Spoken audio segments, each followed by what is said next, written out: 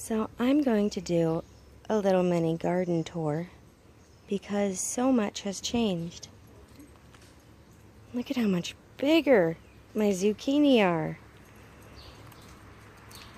The squash is still a little small right there with the yellow flower. I want to show you guys something here. Okay, I'm going to stick my hand in here. This is the female flower. Okay, it's about to bloom. And if we look underneath, oh, how can I get under there? If we look underneath over here, this is a male flower. So I'm hoping that the male flower will stay alive long enough for this flower to bloom so that I can pollinate it. All of these little stalks here and around that you see were ones that had a flower on it. It didn't get pollinated and it died. Here is a baby female flower. So, in the zucchini, kind of balancing and stepping over stuff. In the zucchini, we don't have many flowers blooming, and to be quite honest, I don't think that I see a single female flower on that plant. And same here, except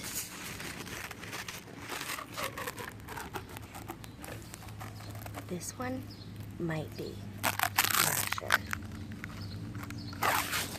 And then over here, again, all male. So we'll see. We'll see how that turns out. The foliage, though, is doing great, and it's starting to climb. And I've been pruning it a little bit. There are 2 plants per section here. So 2 plants here, 2 plants there, and 2 plants there. There is 1 squash plant, and there's 1 zucchini plant, but I'm sorry, oh, tripping over Katie's fairy garden. There's 1 cucumber plant, but I planted a bunch of seeds that I found when I was cleaning out the garage. They like dumped out of a bag, and I was like, well, I'll plant them. Cucumbers are doing wonderfully. Right here, we have a little baby cucumber. I was pretty sure we had another one somewhere. I was pretty sure. Yeah, there's another one right down here. That's a female. So hopefully that gets pollinated. Male. I think this is going to be a female. So, yeah, we have at least 1. I thought we had more, though. Maybe they didn't get pollinated and they fell off, because I see 1 down there. Anyways, it's looking really good, and I'm really happy with the way that the vining plants are going here. Now, a quick little peek at the carrots. This fence is not permanent, but the cucumber kind of grew into it before I could move it. It was like after a rain and then a day, and it went crazy. But that was just to keep the dog from trampling the carrots again, which is why they are so sparse back here, and the reason I planted more up front. We've planted carrots in this spot for forever, so probably outrun its time for carrots. Not that the soil isn't amended, it definitely is, but with the deaf dog and the kid, it's hard to keep them out of there. So they got trampled shortly after I planted them, like they did last year. And unlike last year, I decided to just let them be and not try to plant anymore, because I have the whole bed up front. So we will go take a journey up the side of the house and then to the front. These are the lilies. Aren't they amazing? We did have one that fell, but They are incredible. I love them so much. Here we see the microgreens I grew this year. I was very successful with these. And so at the little class this morning, I just cut a bunch off and they'll regrow. It's really, really sweet lettuce. This is a Bibb lettuce variety. And it's really, really sweet. Really sweet. And you can just pinch some off and eat it. And it's amazing. These are my herbs, and I actually just picked up an oregano today. Basil, parsley, and spearmint. And they are amazing. We loved the spearmint tea we made a couple weeks ago. Incredible. Here is our sugar snap pea plant. Don't mind the rug, it's just been drying for like 2 weeks. It's fine. As you can see, some of it has died, but what is alive is growing amazingly. So what happened was we planted 2 in the bottom of here, and I made this nice little trellis, and if you look in here, you can see where it snapped right there. Check out what I did. Sorry, I heard my neighbor calling my name, so I chatted with him for a moment. So it broke down here because it wasn't supported here. It wasn't supported up here at all until about right there. So what happened was the weight of it just snapped the branch. Lesson learned.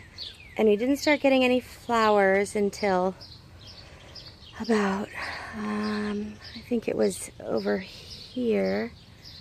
I think we got our first pea from this one and then it died. We had some more flowers here and then they died when the plant died. I got a sugar snap pea from this the other day, and we have another one growing right here. We have 1, 2 more flowers. I think I ate that one also. Adam ate this one, I ate this one. So we're gonna have to save that one for Katie because she hasn't had any yet. So yeah, amazing. We really want to do more of this in the coming years. I didn't actually realize how much I enjoyed sugar snap peas. So that's exciting. Here in the front of the driveway, we have the majority of our garden. I'll introduce the lettuces. This is romaine. That was spinach. It has bolted, and I'm gonna see if I can collect the seeds after the seeds mature, but I really don't know much about this, so it's just experimental. This is Boston lettuce. On the left here is Butter Crunch, which is my absolute favorite, and on the right is more romaine. And I've been topping them, cutting them off, leaving, a little bit of the area to grow, and that's what they're doing. This is all new since I cut it last. All of this up here is new since I cut it last. I hadn't cut that one at all because I wanted to see kind of what they do differently. Obviously, that little one I had cut, and I got all that. And I haven't cut this one yet because this is my absolute favorite, and I like to just grab one and munch on it. Again, this one I cut, and more grew. I cut that one, more grew. I cut this one, more grew. And I've just been taking leaves off of this one because I'm experimenting. I'm trying to figure out what's going on, how to do it right. And then these got really stretched out really quick because I ate a lot of the leaves off of them without cutting them off. I had recently cut this off. I might get some more from here, but this is cut past the rhizome. This is the rhizome. So if I get anything, it'll be from inside. I'm not sure though.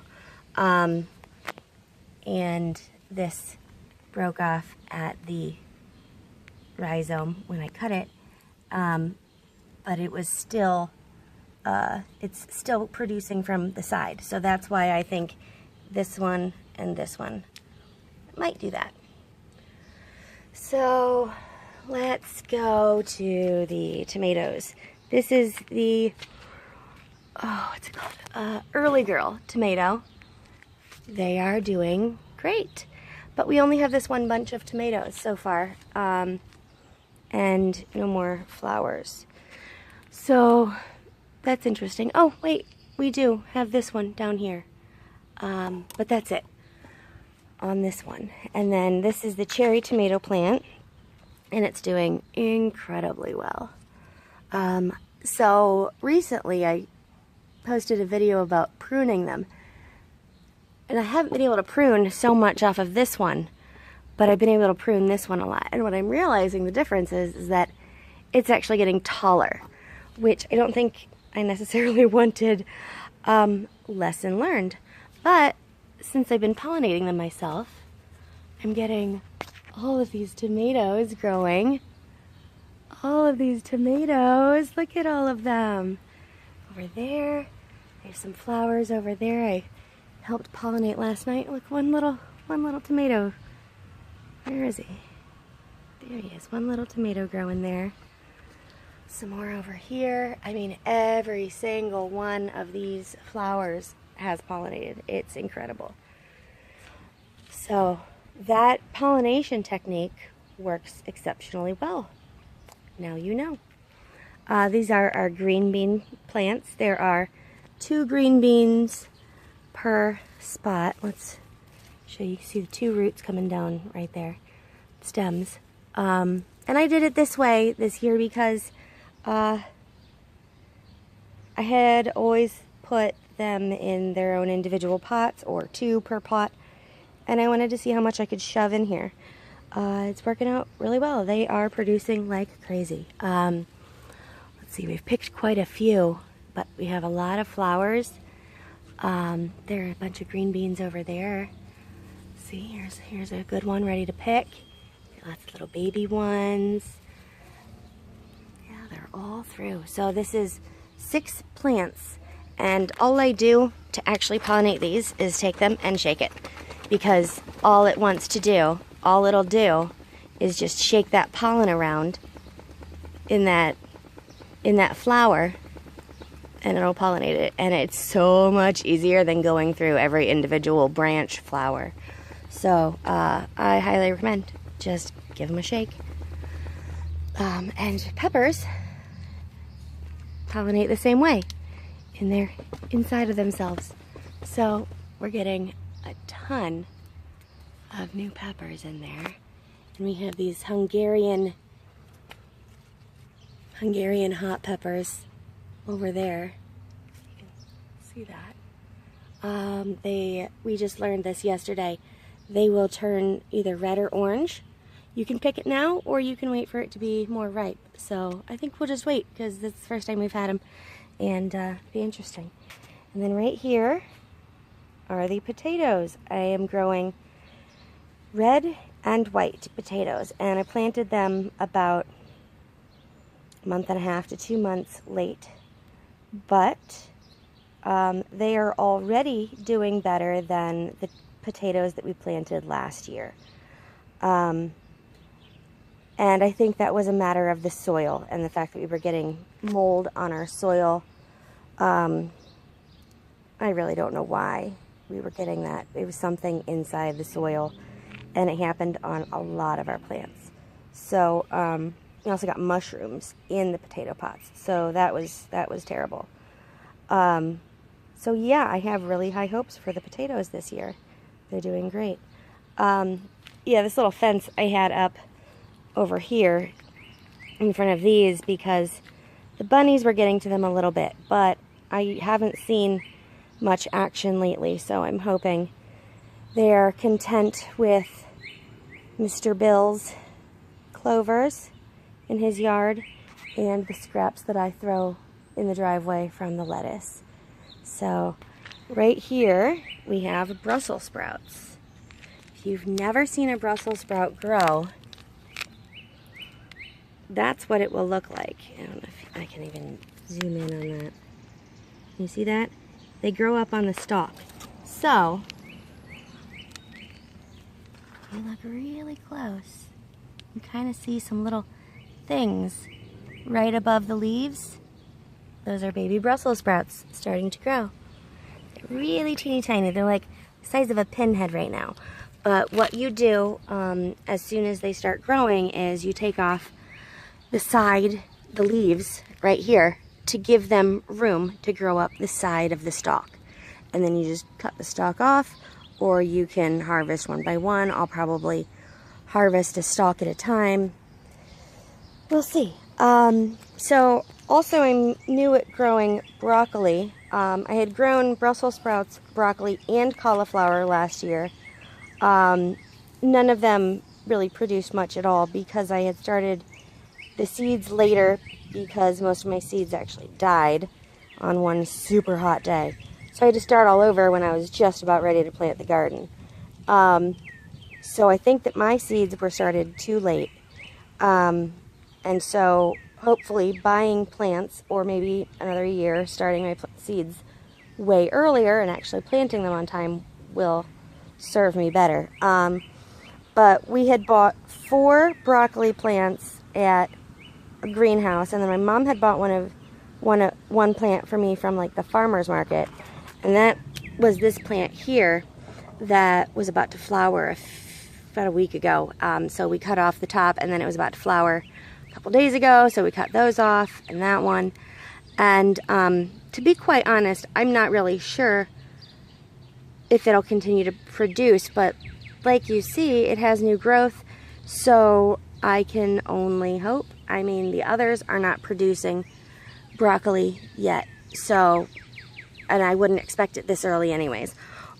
One thing that I learned about broccoli is that if you set it out in the sun too soon in the spring, it will bolt, which means, you know, kind of shoot up and start to flower, which the broccoli that we eat are the flower buds of the broccoli plant.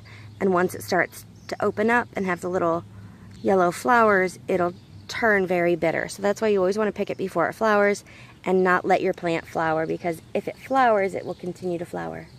A bee. A bee. Ooh, almost went up my dress. Hello, happy bee. Can you find your way to the backyard? We have a little bee house up here. I can't even see if the camera's on it or not. I'm not sure if any bees are living in there, but we put it up last year just to, you know, hope we get a little more bee action back here. So cross your fingers. And then over here we have the carrot bed. And there are petite carrots in the front here, and then rainbow carrots back there. And I don't think I'm going to thin this for quite a while. And maybe I'll get some little carrots. And then we can let the rest go, and we'll get some bigger carrots in the fall. And these are my awesome purple flowers up here. Is it petunia? I always forget what these things are called. But they've just been doing amazingly. And this is a flower plant that my neighbor gave us because she was tired of having to deadhead it every day. Doesn't seem to be doing the same thing for me. Probably because I'm not spraying it with fertilizer all the time or ever. But I really love these little daisies. I don't have any daisies in my yard anymore, which makes me kind of sad. So there is the garden.